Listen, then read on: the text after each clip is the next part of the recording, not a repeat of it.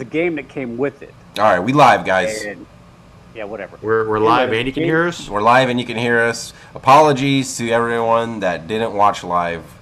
There was no countdown, so that's on me. New laptop problems. We'll get it sorted next time. What kind of laptop you got? MSI. Oh, okay.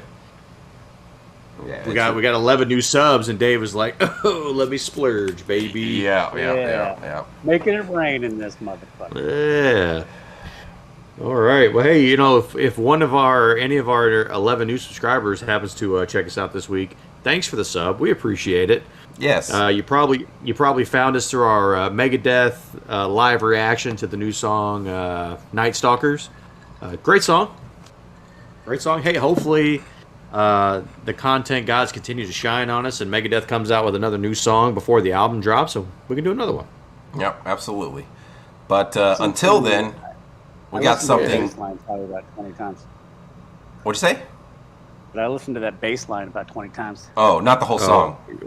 The bass line, you mean the one where he's just going go go go go go go go? Yeah, real good. Yeah. Hey, listen, we're not here to talk about fucking Megadeth though. We are, Josh. We are here to talk about mega deaths. Yeah. Because that's what happened in this season of Game of Thrones. That's true. Game of Thrones season 4, man. Yeah. All the death. Yeah, this is going to be this is part 4 of our little retrospective here, going through the seasons of Game of Thrones. In line for House of the Dragon. House of the Dragon. Small YouTube update for those listening in. Jason and I are also going to be, because the other 2 guys didn't want to take part in this at all. We're reading the books. Jason's rereading them. I'm reading them for the first time. The Song of Ice and Fire books, and no hard date on when we're gonna be doing the review for book 1, but we're both in the process of reading these books, so we will update you. Reading. Yeah, I'll be probably reading as well as listening, depending on how this works out. Yeah, I'll be strictly listening because I'm a busy person, and audiobooks are just way easier for me to fit in my lifestyle. Never mind. Determines your death style. Yeah. I can't wait for you to keep that going. I wanted to, and I tried to stop, but Josh already heard it. So anyway, so that's upcoming for those listening in. But yeah. Hey, we also got Lord of the Rings. Oh, dude, Josh, have you seen the Lord of the Rings trailer? I think I've seen the new one yet with the live Sauron. Yeah. Spoilers. Yeah. God dang, it's gonna be good. Finally, the trailer got me. I'm hooked. We should have reacted to that, in all honesty. So. Well, I also haven't seen it, so I could just do a one man. Yeah, maybe. But all right, we ready? Yeah. Let's do this. Do it. Pull it.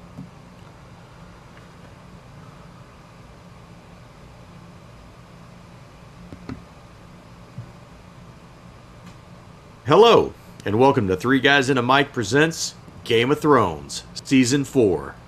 I'm your co-host, The Human Dart, along with Jason Tsunami.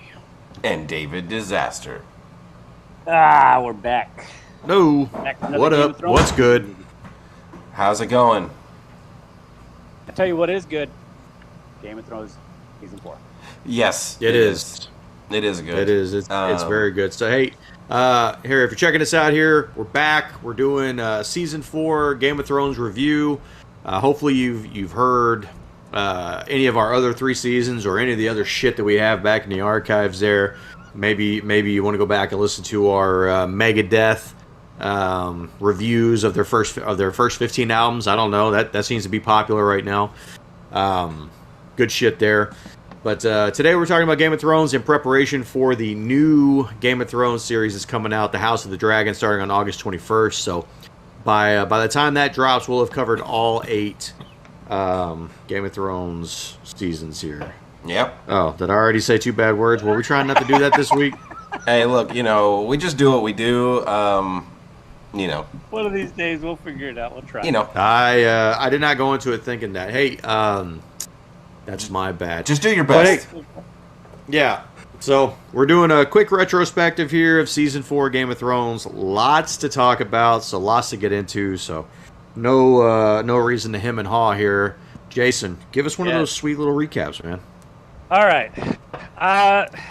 This one is not so little. Season 4 is a very busy season, so I'm going to try and keep it sweet and short. We'll see how it goes. Game of Thrones Season 4. It's best summed up as the season of death. If and when you've watched this season, by all accounts, you lost someone that you cared for or someone you couldn't wait to see them die. The season starts with the R.I.P. Joffrey forever. That's right, baby. Joffrey getting poisoned at his wedding, and Cersei having Tyrion arrested for his murder, while Sansa escapes the city to Peter Baelish's ship. At the Wall, we have Jon Snow helping the Night's Watch prepare for the imminent attack by Mance Rayder and his 100,000 wildlings. With a two-prong attack, we lose Pip and Grin, Jon's best friends, as well as fan favorite Ygritte, who dies in Jon's arms.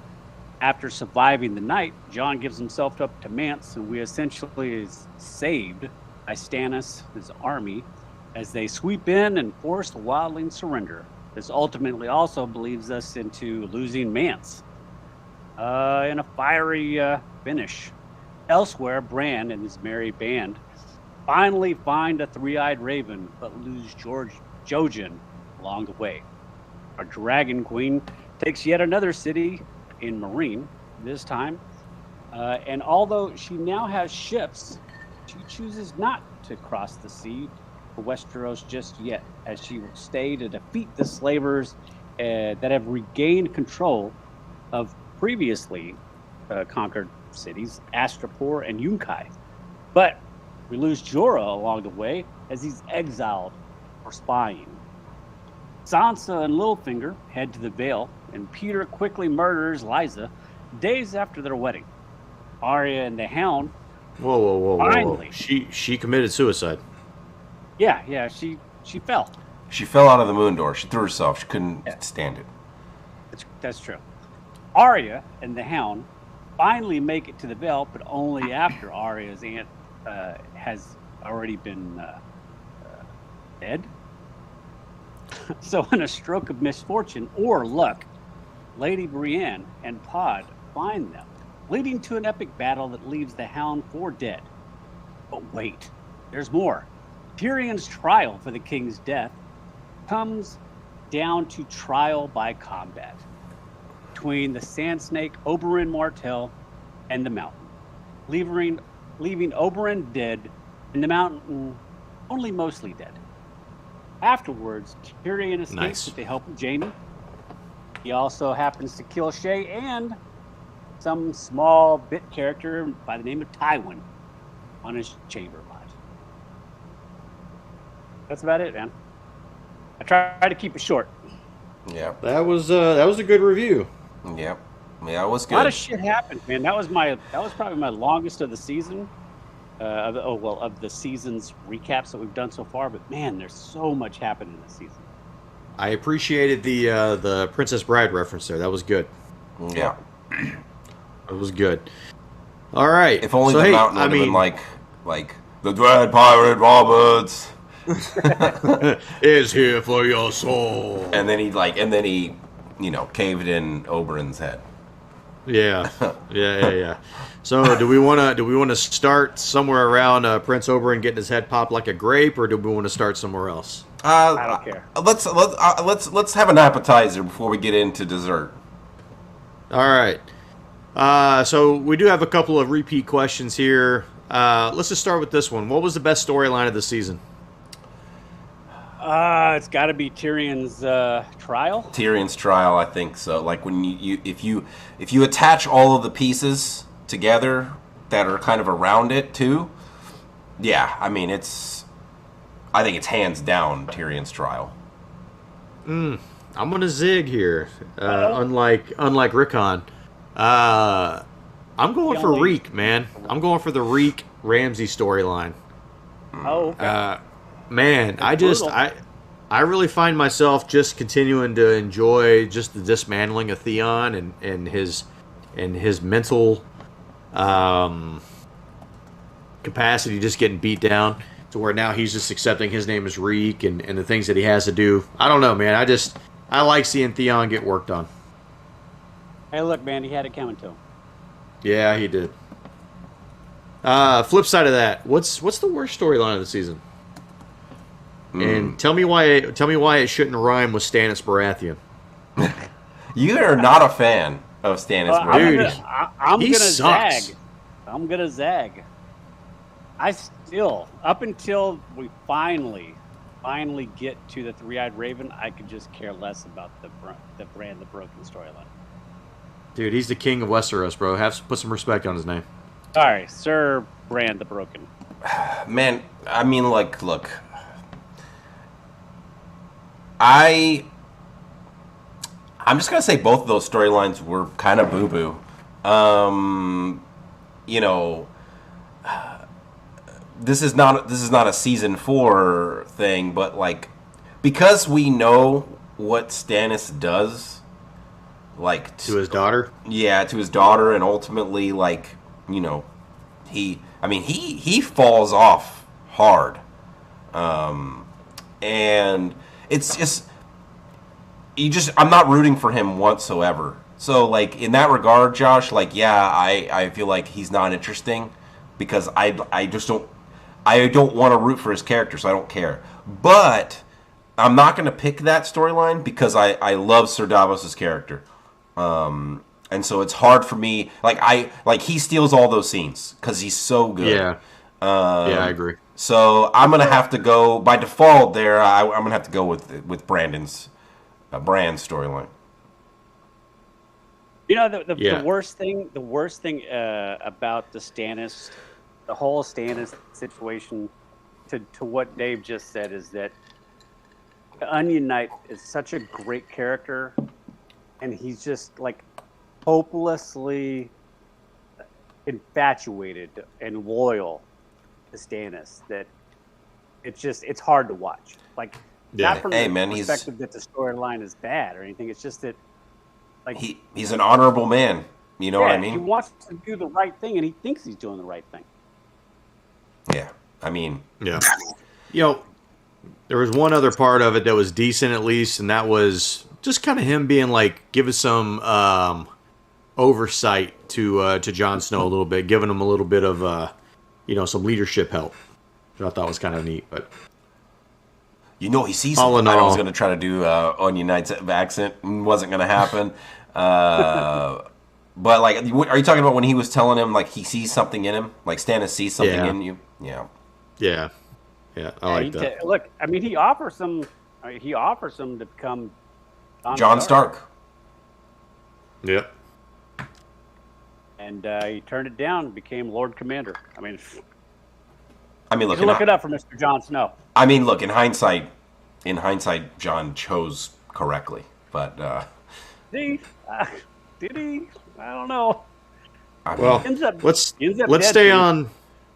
on the Jon Snow Stannis thing here for a little bit then. So, like we heard in the review, or excuse me, in the recap, right? We know that there was a big battle at the Wall between the Wildlings and the Night's Watch. And at the end of that battle, the next morning, Jon Snow does go to meet Mance Rayder face to face to try and, get a truce, figure out a way to not get the rest of the 50 guys in the Night's Watch killed. And we do see Stannis roll up, and he kind of, I don't know if he saves the day. I don't know if Jon was he really in danger, or was Jon maybe plotting something else. So really the question is, what does Jon Snow do if Stannis doesn't show up there? Okay, What do we think the end game was for Jon Snow there? if Stannis shows up like 10 minutes later, is Yeah. it too late for Jon Snow or Mance Rayder? I mean, did you really feel like Jon Snow was in any danger right there? I didn't. I felt like the purpose of Jon Snow going there was to kill Mance. I don't think he when he went through the gates, I don't think his plan was to come back. Issue is that John is also not a complete moron, and Mance is telling him simple facts that you can see Jon Snow is contemplating. Knife is there, and he's contemplating what his move is. I don't think if Stannis doesn't show up, I don't think that Jon goes for the knife, though. Because ultimately what Mance is saying makes logical sense. Like, we're trying to escape the same thing that you built the wall to protect your side from. That's the White Walkers. Yeah. Yeah, I mean, I agree with Jason in the sense that, you know, I don't think ultimately Jon throws his own life away, because, I mean, ultimately what would killing Mance have accomplished other than enraging the wildling? They'd have just attacked in full force. You know what I mean? Yeah. Like, sure, would they have been less organized without Mance? Yes. But they'd have just steamrolled Castle Black at that point. They'd have sent every last one of them behind him. Small side note, just off the cuff. There's 100,000 men supposedly that Mance has. Did he lie about that figure? Because they're routed by Stannis' troops like instantly. I don't know, because I mean, Jon, if he's lying about it, Jon continues to pitch the same lie like constantly to the guys. I mean, I feel like he would be like, "Hey, look, they really only have like 10,000. We're in good shape." Well, where did those 100,000 go? I mean, were they? I mean, like, you know what I mean? Like, yeah. I just, like, we don't have to go off on a trail on that, but it's something that I thought about at the time, but it's like, you have 100,000 men. Like, yes, Stannis has horses, but he doesn't have 100,000 troops. Like, I think the question is, I don't think that I think Mance is kind of inflating the number in a roundabout way. I think he has 100,000 individuals. People living on that side of the wall. Because, but not fighting men and women. Women warriors. Yeah. All right. Well, just a small aside. I think he's over exaggerating just that part. All right. 50,000. Yeah. So, which family do we feel like rose the most this year? Which family advanced the most? I'm gonna go with the Tyrells. I feel like, you know, Joffrey dying could have been detrimental to Marjorie, but Marjorie just very easily moved on to Tommen and kept that going. And look, I don't want to be like super meta here, but, you know, somewhere down the line we figure out that Lady Olenna did, you know, kill Joffrey. So I think this is a good Tyrell season. Yeah, I agree with you, Josh. I think that is probably the answer. I'm going to say the Boltons also do come out pretty strong this season. You know, Roose and Ramsay do kind of, you know, they've kind of got the North on lock at this point. And, yeah, you know, they're doing work, and like you said, small spoiler, we know that Stannis' forces, you know, don't do make it. They don't do it. How many families do you think were making babies at this time? Not like in the time of Game of Thrones, but just when this season was on, and they named their kids Roose. Like, did we see like a percentage increase of babies named Roose coming out of 2000 and whatever year that was? Or Ramsay? Ramsay, I think, is probably more popular. Roose, though, that's a strong name. Like Roose the Moose, like you're a bigger guy. Like Jason's daughter, she could have been named Roose. Maybe. Or like, you know, just misspelled Rose. Loki. Yeah. Low-key family that made a big leap. What about Baelish? You're Baelish. Is he like a family, though? There's like no other Baelishes. He created one. He got Harrenhal and the Vale. I mean, okay. Look, that's fair. All right. On the flip side of that, what house has lost the most this season? I mean, you almost want to say the Aarons, like it's gotta be the Lannisters. I go Lannisters. Oh, Tywin dies. Joffrey dies. That's for real. Tyrion's in the wind. Yeah. Jaime's still dealing with his one hand. Yeah, he's not very good with his one hand still at that point. Yeah. No, you're right. Yeah, I think the Lannisters take a big fall in this season. Nah, yeah, you're totally right on that. Yeah. So going back, we talked about Joffrey dying a little bit here. We brought up Tywin dying, Lysa Arryn. Which death this season do you feel like was the most satisfying? I have 4 options, but you guys feel free to add anything. So we do have Joffrey, we got Lysa Arryn, we got Tywin dying on the shitter, and we got Shay being choked to death by Tyrion. Which one was most satisfying? Yeah, which one was most satisfying? I think it's Joffrey easy for me. Leading up to this point, I remember watching this live, and I don't remember every episode watching it live. Like, I don't have that compartmentalized, but some of the big scenes I can remember my reaction when it was live, and man, I just remember being I was like, oh no, what? He's gonna die. Somebody's gonna save him for sure. And it was like, oh, he's dead. It was actually pretty exciting. But then obviously when I realized, oh no, Tyrion's gonna be to blame for this, obviously I was worried about Tyrion. But look, leading up to this, Joffrey has been the biggest, just most deserving of a death than almost anyone in the show. Yeah, I want to agree with you in the sense that Joffrey's character had reached a point where he had pushed beyond the boundaries, and it's he needed to die, and it was an extremely satisfying death. But I also can't overlook the combo killing Tyrion, because there's the last person that I thought be called the stand to testify is Shay. And then when she comes up there, every word she says about it's fucking bullshit is all bullshit. And then she intertwines that bullshit with words he said. I mean, she's basically just. But she takes it out of context for sure. Correct. And it's just you're at this point you're already you're truly invested into Tyrion Lannister. He's one of your favorite characters. You love him, you're rooting for him, and then this girl turns on him and you're just holy shit.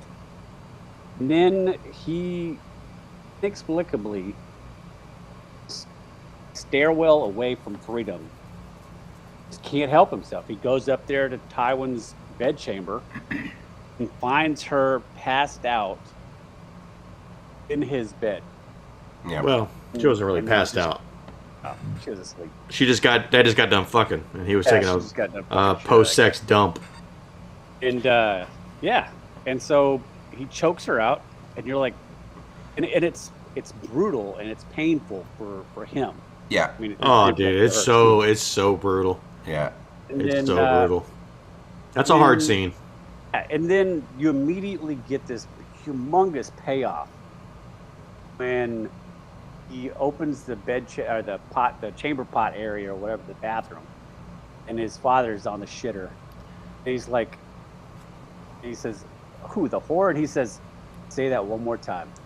And you think that's a throwaway line, like a threat, because you hear that all the time. I dare you to say that one more time. And as soon as he says it, a arrow to the stomach. And he just slowly reloads and just kills his father. I mean, god dang it. Yep. I'm gonna go. As far as for me, I'm gonna go with the Tywin kill. Just to be different. That's fair. Yeah. Well, look, just because you guys covered all the other ones, and I just want to talk about this other one, I'm going to go for the Liza Aaron one. Crazy. Yeah. So, we see Littlefinger bring Sansa Shansha to the Vale, and he's totally trying to put the moves on her. Like, he kisses her. And man, like, talk about terrible timing, dude. Liza Aaron is just right there in the window, and she freaks the fuck out. And she is getting ready to throw Sansa out of this fucking moon door until old Peter Baelish rolls up, kind of talks her down a little bit, and just gives her the old okie doke alley oop. Yeah, and just throws her right through the fucking door. There's only one girl that I ever loved. And it was your sister. Yes, sister. And then she goes, And Boop. Ryder's her eyes, and you see it in her face. Right as she recognizes what he just said, he just goes, Yeet. it's a quick little push, and she just falls. Man, you know how different this show would have been if Liza would have just held onto his arms right there in that moment?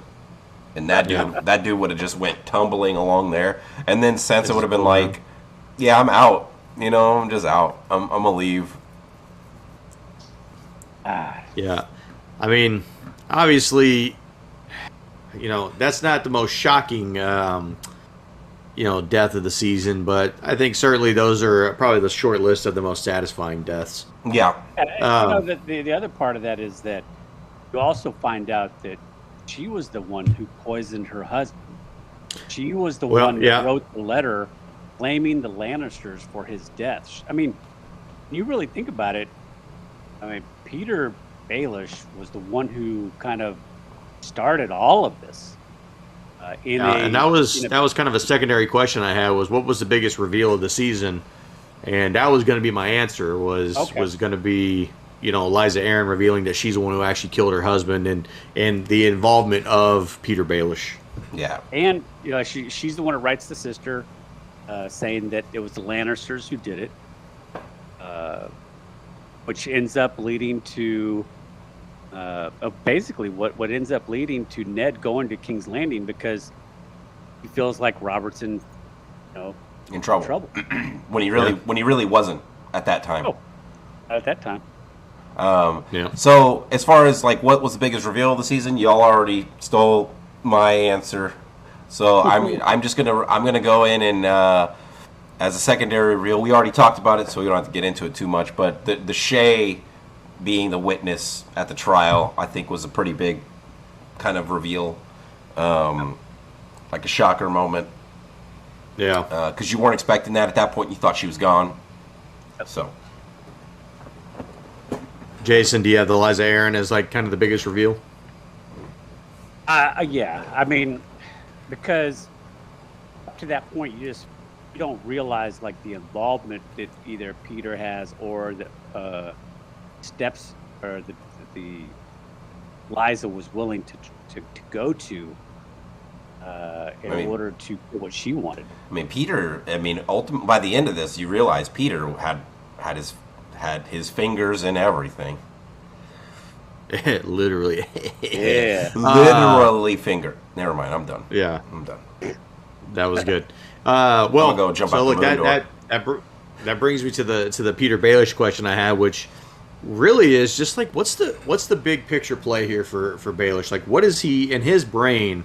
All the moves that he's making here, what is he hoping to accomplish? Because is it far-fetched to believe that he could maneuver his way to the Iron Throne? No, I think that's what he wants, right? Yeah.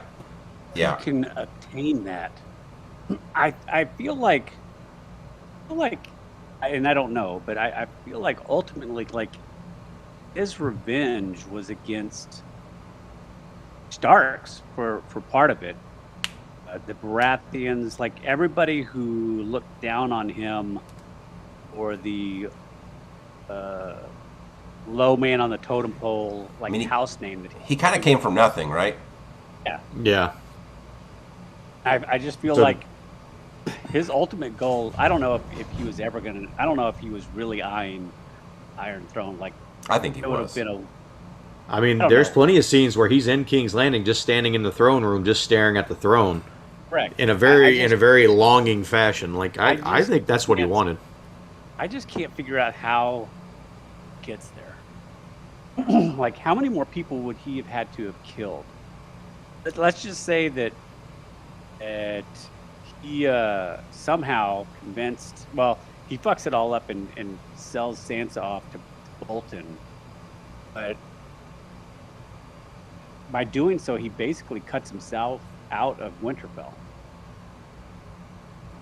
Well, I don't know. Well, I think he in a conversation he had with that. I think the idea is he thought Stannis' troops were going to go in there and just Mop the floor. mop the floor with that, mop the floor with the Boltons, which would then allow Sansa wouldn't have to really deal with that for very long. But She would be over Bolton, I guess, or whatever their home was. no, I mean Stannis was going to take care of the Boltons, and so Stannis would just recognize her as the Stark, and and she would be there basically. What I'm saying is that before Stannis gets there, he marries her to. I know, but Ramsay. he knew that Stannis was going that way when he did that. Is what I'm saying. Yes. What my question is that if it had worked out, if it had continued to work out the way it was, I guess, supposed to in his head, trying to figure out where he maneuvers himself to either get back with Sansa or somehow gets Winterfell. I don't see that part of the equation coming from him giving Sansa over to the Boltons. I mean, look, I don't think there's any way to really know how that would have necessarily played out, but Right. I think ultimately he was after the throne in some roundabout way. Yeah. So I got a couple questions, and then we'll get to some Tyrion questions here. But this one kind of leads into it a little bit here. But so we see Tyrion's the master of coin, and he does convince Lady Olenna to pay for half of the royal wedding, right? Because Lannisters are hurting because they're fighting all these wars and dealing with all this bullshit, right? So do we think Olenna offered to pay for half the wedding to mask her plans? Because as we find out later, we know Lady Olenna she is the one that kills Joffrey, right? So do we think that her paying for half the wedding would kind of like masked her plans to do that? If we assume that she knew that at that time, that's an interesting question. I feel like she had to know what she was going to do. And the more that she could put something in the way of making herself an obvious, I guess subject or whatever, or way it plays out in the show, she offers it up. Like I think she put all of these things in the way, make it more concrete, I guess, if you want to be a better foundation, so that to remove herself from any kind of So culpability. you think she's savvy enough to know that they're going to come to her to ask to pay for half this thing because it's going to be ridiculous? And so as soon as she kind of factors that into her brain, she's like, okay, now I can operate undercover, basically. Yeah, because I mean, the first time she talks to anybody involved, she's like, "Oh no, we're going big. We're going huge." Do you think she wanted to do that because she wanted everyone to see the most people possible to see Joffrey die? I don't know if that's the case. That's another. Okay, so here's my one problem with this plan. Why didn't she just wait till Joffrey had consummated the wedding? Yeah. That way, Marjorie remains queen. Like, there's I a think- brief interaction between them as to it's too bad we couldn't have consummated the wedding first. You're still kind of queen. I think ultimately, I think it comes back to Dave's point there was bigger audience, but also a bigger window of opportunity for her, right? Because if you're not doing it if you're not able to do it there where it's out in the open, there's so many moving pieces and there's a lot of razzle dazzle going on out there, right? That's distracting people. I mean, when you get back into just the confines of the castle, how many opportunities is she really going to have to slyly like murder Joffrey, right? Like she's going to have to figure out a physical way to do it at that point. Well, because you also think about this, after the wedding, she's going to be expected to leave the castle. Like, you know, she has no real reason to be there at that point anymore. And so does she run the risk of paying an assassin? And to Josh's point, how likely is that? I mean, you know, like, for as much of a dipshit as Joffrey is, like, he pretty much had guards around him at all times. So, like, you know, I think this is one of those situations where it was the ideal situation for every factor but that one, which is the wedding isn't consummated. But I think everything else just outweighs that. Like, you know, you got the crowd. You're going to have the panic, right? Because there's so many people.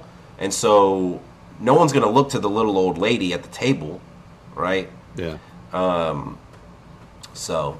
And it doesn't help that Tyrion is just getting fucking, like, just dumped on the whole time by Joffrey. Yeah. And you know, going back again to what like what we were talking about as far as how much pre-planning there was. I mean, they had this necklace created. Littlefinger gives the necklace to the Fool, who orchestrates this fabricated story about it. Says the only thing his family has left. Please, I need you to wear it just for me. Now, there's a lot going on, and then you know the lady Tyrell, she goes and talks to her. Oh, look at this pretty necklace. She takes one of the. And I watched it. Off. I watched it. If you rewatch it, you can see her actually do it, like the actress, right? Yeah. I mean, like I said, there was enough forethought. It's just like I said. It might have played out better for everybody involved had they just been able to consummate. But to what you're both saying, like there just wasn't going to be another opportunity. Yeah, it was too good of a shot to pass up.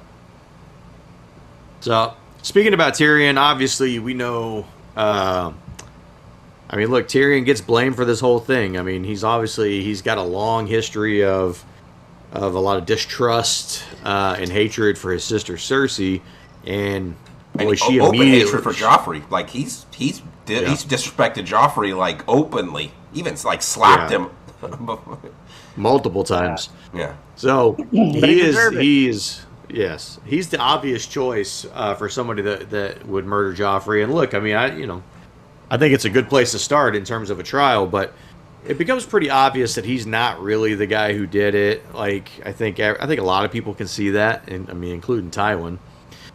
But either way, it ends up in a trial by combat where, you know, we get to see Prince Oberyn finally get a chance to square up with the Mountain.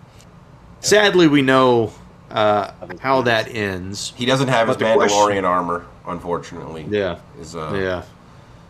His Beskar steel. Yeah.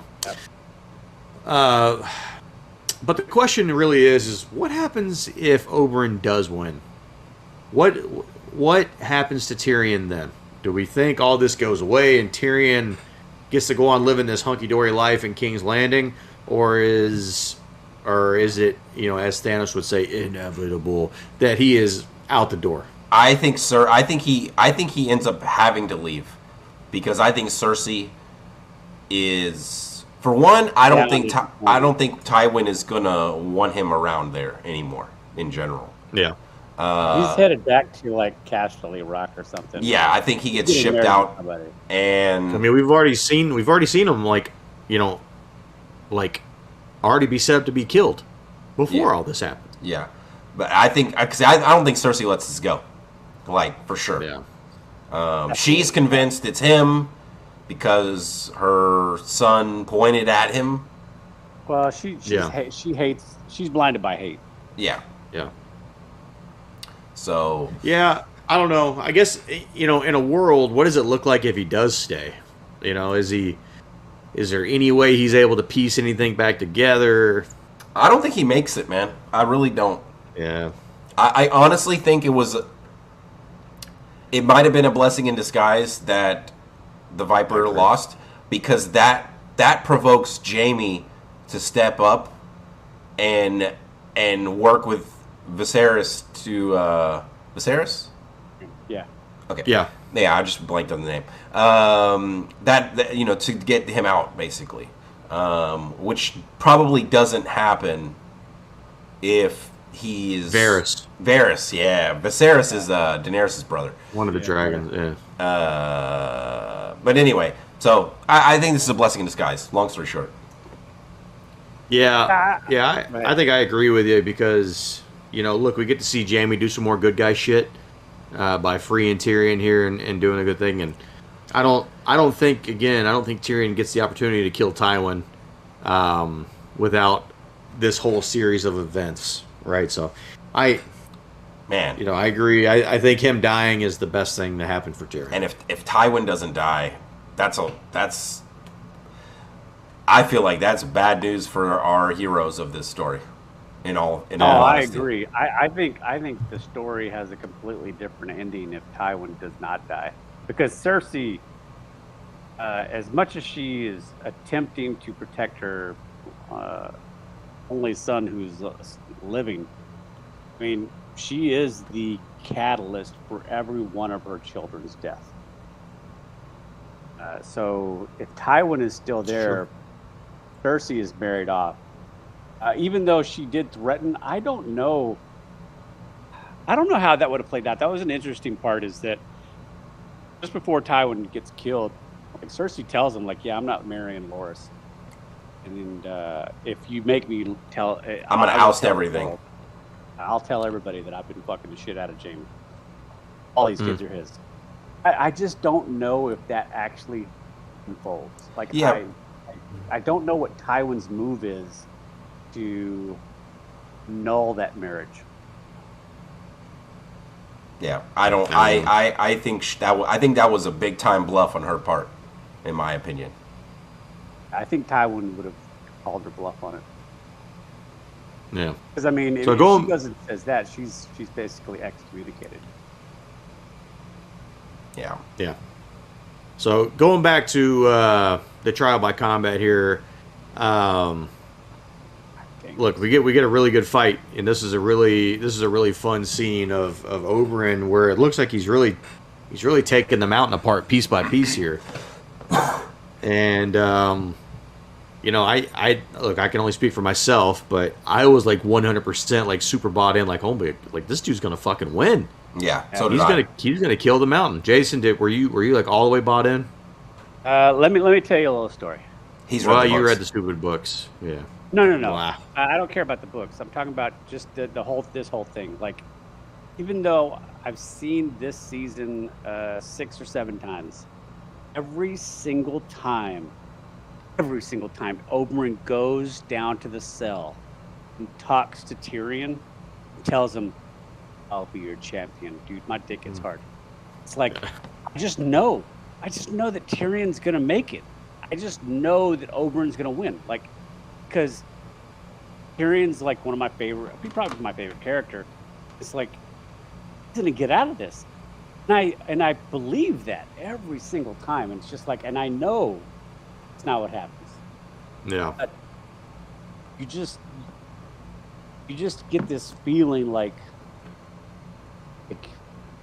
Tyrion played his cards, and he's gonna come up, you know, 4 aces. Like, he's gonna win. Well, in this instance, Oberyn dies. Yeah. He's fucking crushed. And he gets his head just absolutely popped like a grape. So, yeah. The kind of the final question here before we get to a few rapid fire questions is, where does Oberyn dying rank in shocking moments in the show? Oof. I mean, is this even like a top 5? I mean, this show has so many shocking moments. It is in the top 5 simply because of what was at stake. You just did not think. Yeah. Trial by combat meant that if Tyrion's champion lost, he was to be executed. And it's like, holy shit, like, there's no way Tyrion's gonna die. But that means the Sand Snake has to win. And he's got all of these years of bent up revenge this is it. Like, this is his moment. And then it just falls apart in the last, literally, like 60 seconds. Yeah. He shits the bed. I Yeah. think if you were a non-book reader, right? Because if you read the books and knew this was coming, so it probably wouldn't make your top 5. But I think if you were a non-book reader, I think this has got to be this. This is definitely top 5. I like you, Josh. When I saw this live, I was like, this is like, I thought Tyrion's character was was one of the few. Okay, I know a lot of people can die in Game of Thrones, but I thought Tyrion was one of the few that had like the plot armor. Now, ultimately, spoilers, I ended up being correct in that thought. But I was like, there's no way he can lose here. Like, and dude, I thought it was over right there at the end. I thought Oberyn was going to get arrested because, he was calling out Tywin and stuff. I was like, oh, they're going to arrest Oberyn. When the mountain throws that one punch and you see the teeth fly across the that's when you knew it was over. Yeah. That's when your eyes go wide. As he's just spitting chiclets out. Yeah, I don't know. I feel like for me, obviously the Red Wedding is the most shocking. Yeah. I don't know if this is number 2 or if I'd put Bran getting pushed out of the window up there. So for me, it's somewhere 2 or 3. Top 5, 100%. For sure. All right, so hey, just a few rapid fire questions here. This was a tough one because there wasn't a ton of new characters that felt like this season, but best new character, I had Oberyn. Oh, absolutely. Yeah, for sure. Yeah. It's so bad. It's so unfortunate that he only got one season. I know. But that's all right. We got Mando, so at least we get something. What about favorite character for the season? I feel like it's got to be Tyrion. Yeah. If it's not Tyrion, trying not to pick. If it's not Tyrion, I'm going the Hound. I pick Tyrion almost every season. It seems like. Look, here's the thing. I think this is the Tyrion season. Like we said, in season 3, he was kind of on the bench a little bit. He was just mid-tier going for the Intercontinental Championship. I think season 2 this year was he's also a heavyweight champion. Yeah, season 2 was also a Tyrion season. But I agree with you, Josh. And obviously hindsight being what it is, this is probably going to be the last opportunity to pick Tyrion as the favorite of the season because unfortunately, he does fall off. Runs out of book material. They run out of book material, and they don't really know what to do with his character after this. But so I'm gonna go Tyrion just because I know it's gonna be the last chance to pick him.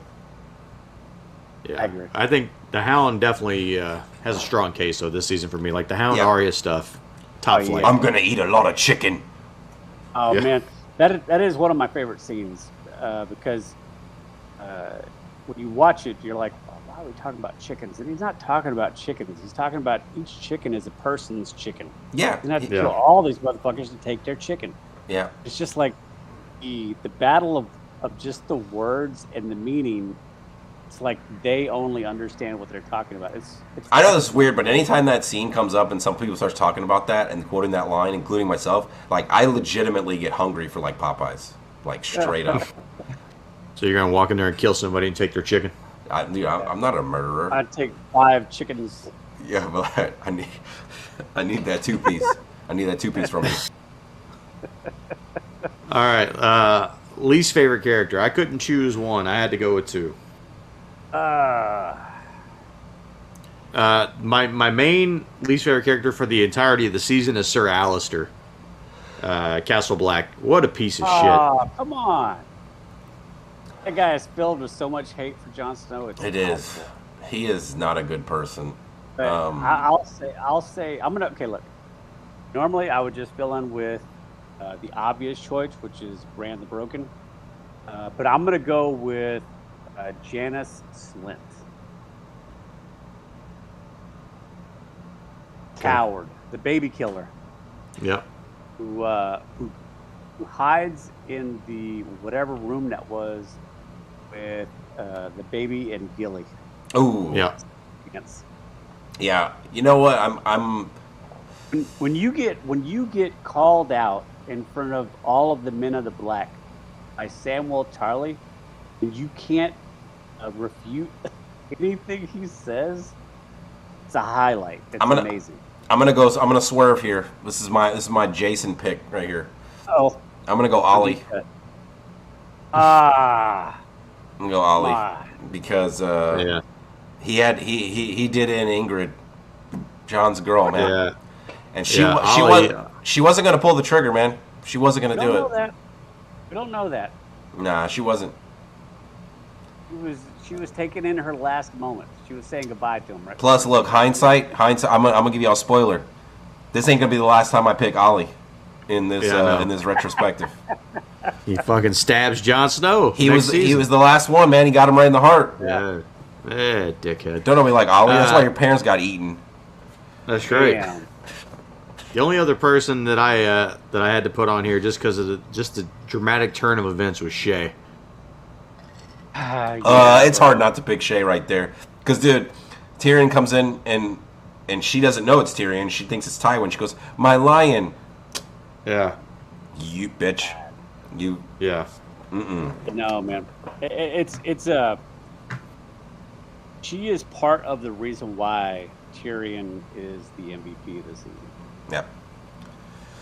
Well. Last question, and then I just want to have just a separate conversation about something else. Last question: best death.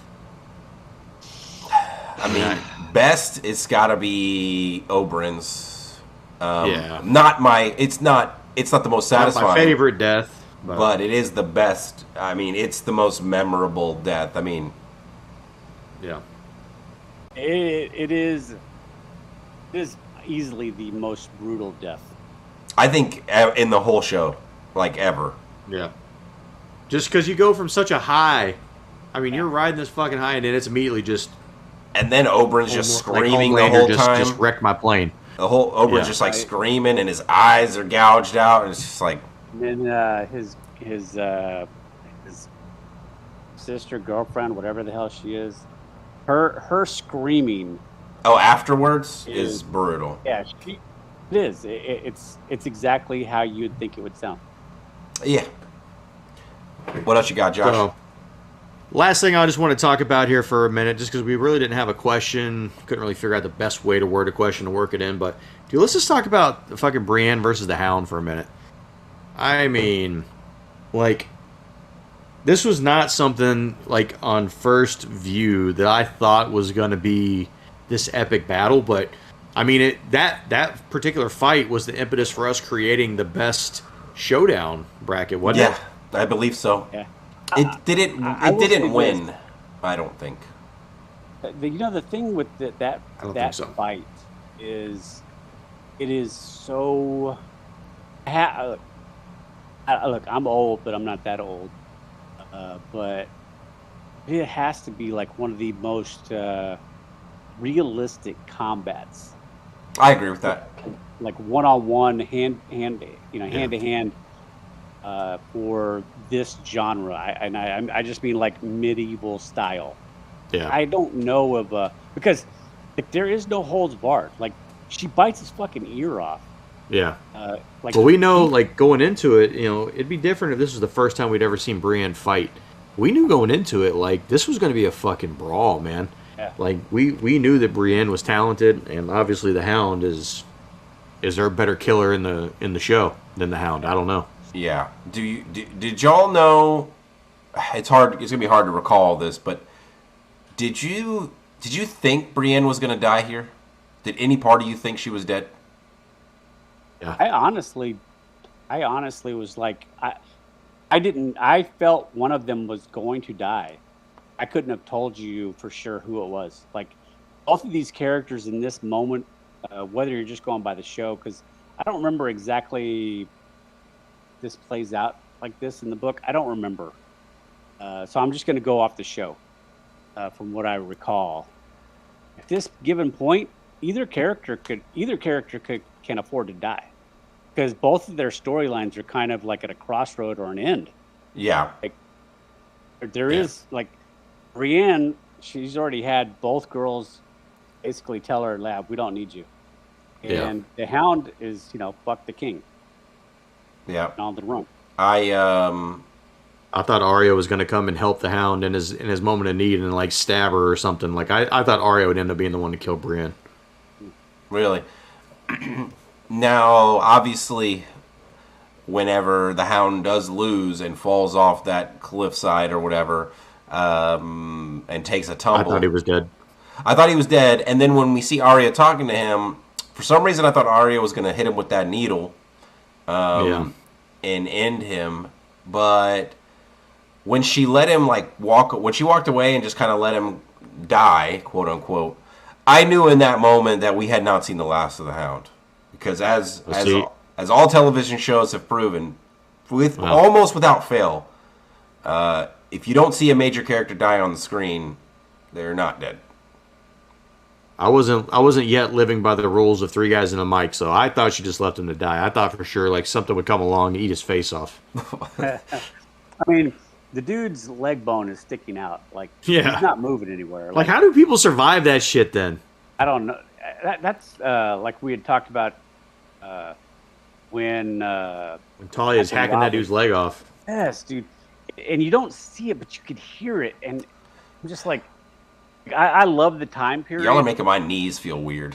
I know. Yeah, right. I love that time period. Like, it'd be great to like go back in time and visit. No. I would never want to sustain an injury in that time frame. No. Dude, I'm like dead serious. Like, All right. Well, hey, I just wanted to give a little bit of love there to the Brienne Hound fight. I mean, probably an all-time moment in the show. For sure. One of the moments I think we reference a lot just in casual conversation. So Yep. I mean, I thought it is we'd be one- remiss without bringing that up. Yep. So, all right. Well, hey, that's season 4. We're halfway home here. We got season 5 coming up next week. Just so let everybody know how the schedule is going to go. We're going to do season 5, season 6, and then we're going to do a combo season 7, season 8 to finish it off. That way we're just in time for the first episode of House of the Dragon. Awesome. Right. So we'll see you next week with that. Plus, we're also coming back next week with the next 5 albums of Metalhead's Journey. All right. Right. Can't wait. All right. I'll see you guys next time. Live long and prosper. Take it easy, everybody.